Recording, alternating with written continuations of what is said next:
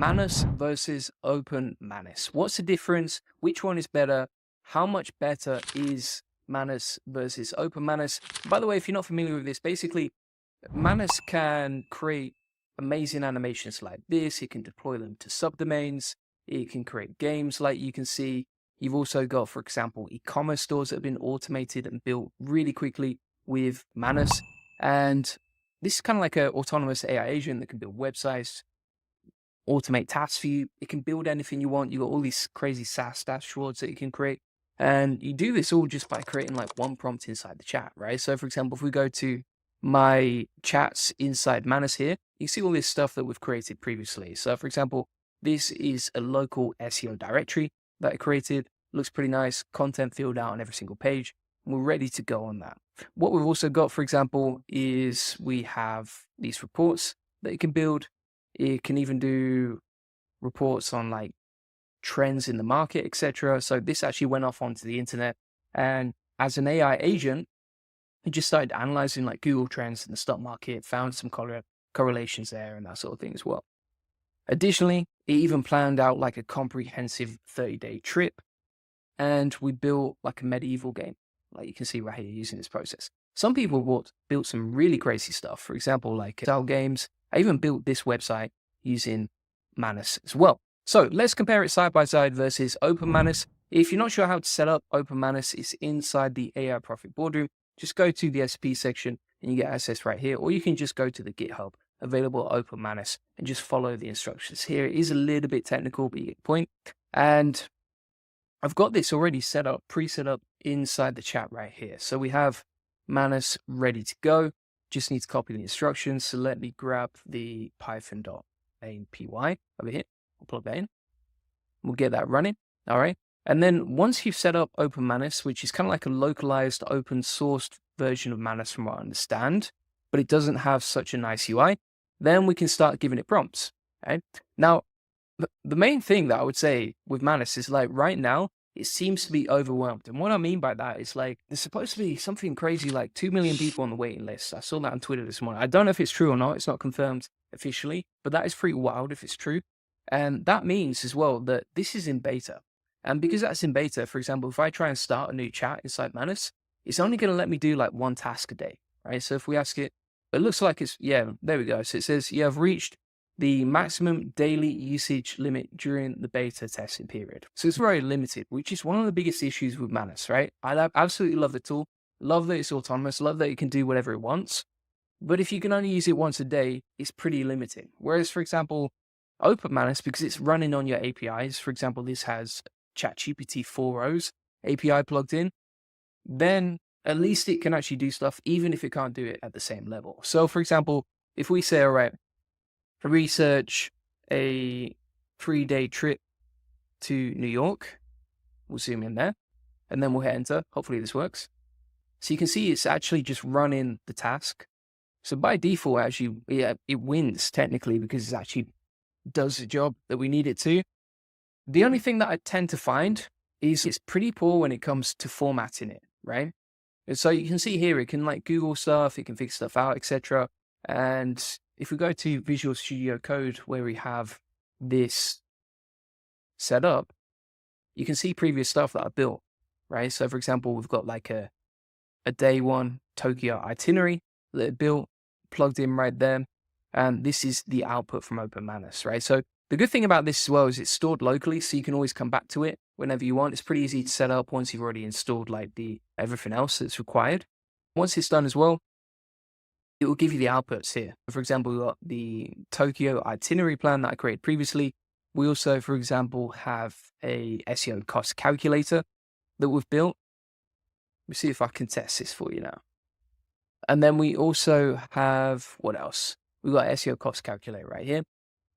And so it's pretty easy and simple to set up, and then we can come back to the outputs here. However, if we have a look at the outputs, it's really basic. So let me show you an example. So if we go over to Manus, one of the main demos that it has, if we scroll down here, is a trip to Japan in April. And if you look at the outputs from OpenManus versus Manus, Manus just goes into way more detail, right? So you can see here I was searching a lot more websites. It's got a really nice UI. and it's scanning through the whole internet. I will show you how to set up OpenManus as well at the end of this video if you're struggling to set up.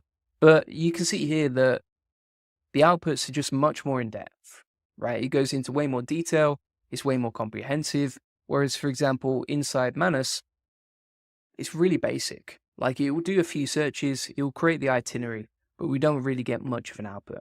And then if we go to the final output from Manus as well, over here, if we scroll down, it's nicely formatted, but also is much more in depth. So if we compare, for example, this plan, which is, let's have a look here. This is 552 words.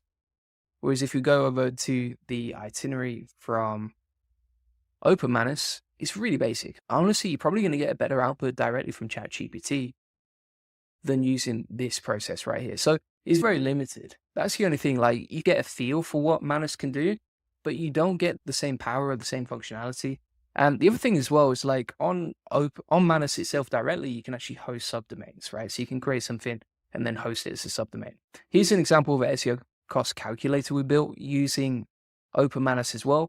Super basic stuff. So it can browse the internet. It is like an AI autonomous agent.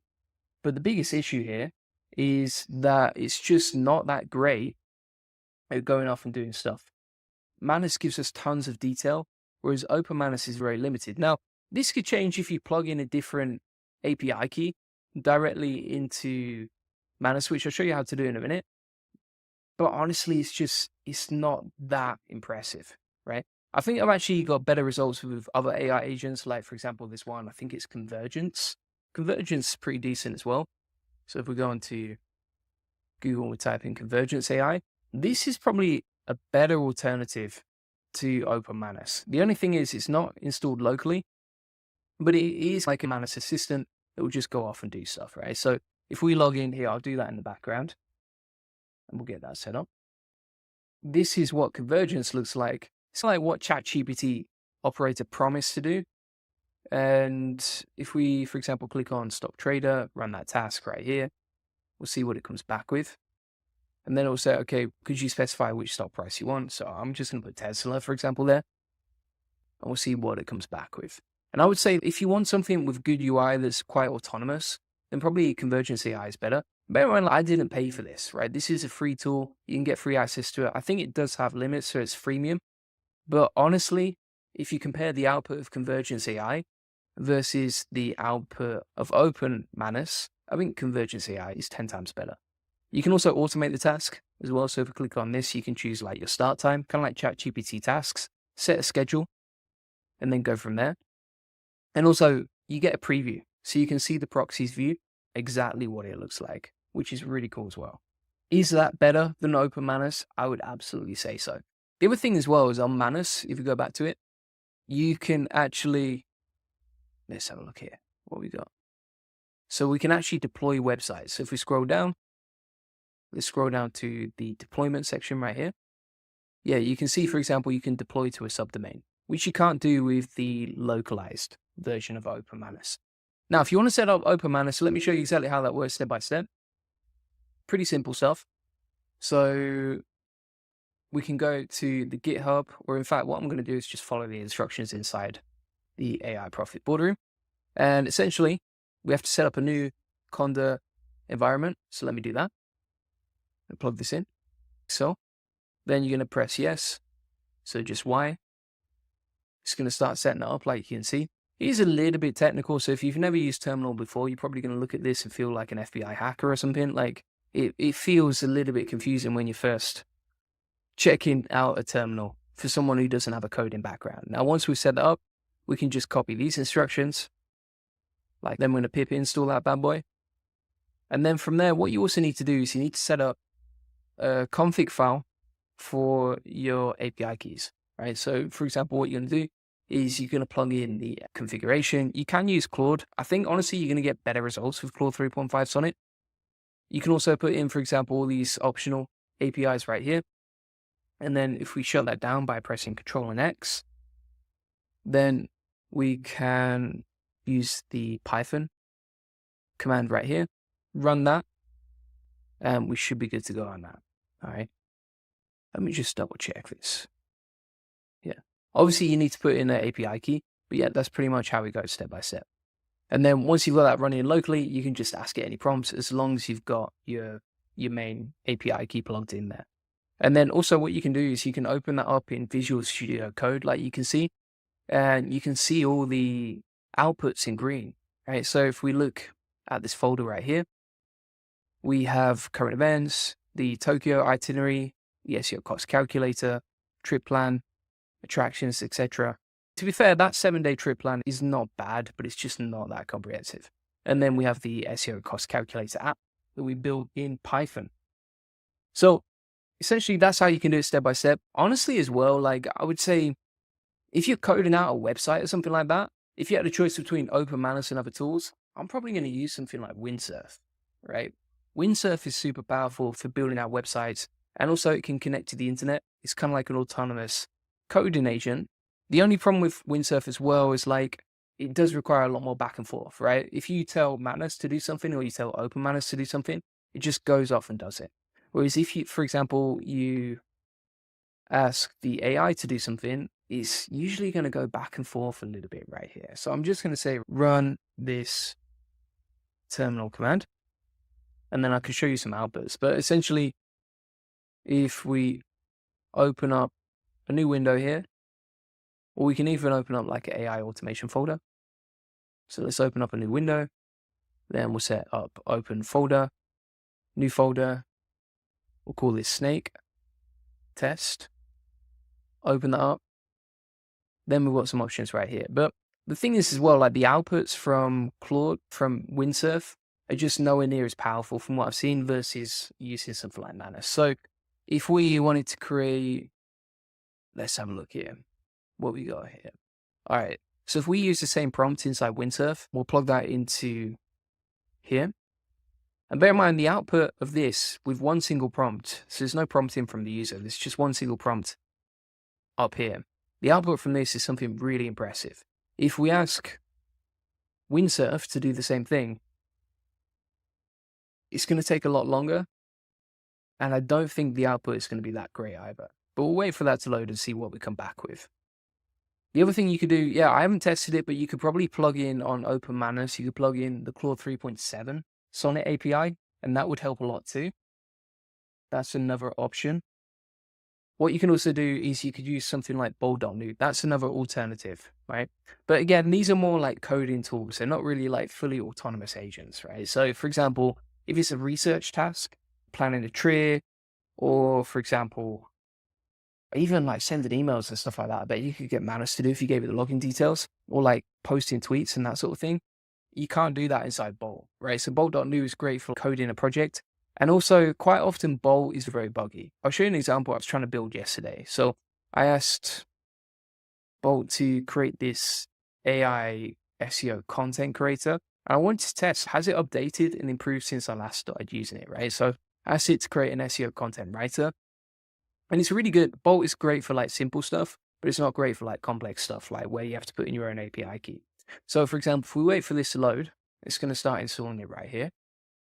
The biggest problem that I had, it doesn't even seem to be working on the biggest problem I had was like, it would constantly come up with these problems right here. So let's try and run this right here. You see how you can't just come back to the project? And then it just constantly has these problems. And I was just clicking through the chat for 20 minutes last night going, solve the problem, solve the problem. So Bolt.new is definitely not perfect. It can create like really basic stuff. But let's see how we got on with the interactive moon example. So it says it's creating the project, building it out. Let's see what we got in the preview. Yeah, so that's not working, is it? Let's try another one. We'll test this one. So this was creating a Julian Goldie website, which I think it did okay on, but it's nowhere near as good as Manus. So let's wait for that to load. Yeah, so here's an example, right? And that image is interesting, to say the least. It's definitely not me. It's created a really basic website, but it's not that impressive. Whereas, for example, if we go over to the AI Profit Boardroom, and then we'll find that page that we're talking about. Where is it now? Yeah, the website.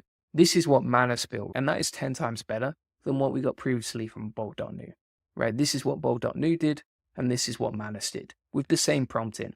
So you get the point. Like these AI coding tools, like for example, Bolt, for example, Lovable, Visual Studio Code, etc. They're powerful, but they're not as good as this. And Manus might be a modified version of Claude. It might be like a wrapper, but it gives you better outputs than Claude. I've done another video on Manus versus Claude, so I'm not going to do that today, but you get the point. So that makes, some of the things that we're talking about here today make sense. So thanks so much for watching. You now know which one is better. Manus is better by a long way, but the only problem is you can only do one prompt. I'm on the beta testing. I can only do one prompt per day before it runs out of credits. So if I had a choice, honestly, I'd probably go with Convergence AI out of everything. OpenManus is like very basic.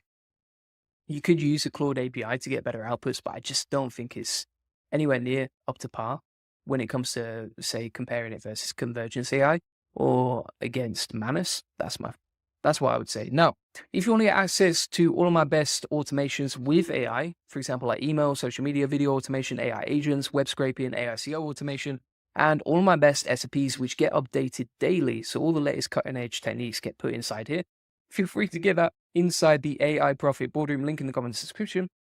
It also comes with weekly Q&A calls, so you can jump on the weekly Q&A calls, ask any questions you have.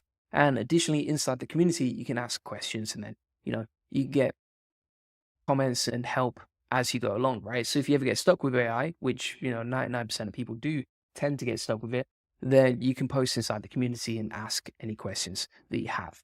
And additionally, if you miss the Q&As, then you can watch them back, right? So if you can't make one of the Q&As, just jump on the Q&A call recordings, ask anything that you want to. And if you want to get a free SEO strategy session, feel free to get that link in the comments in the description.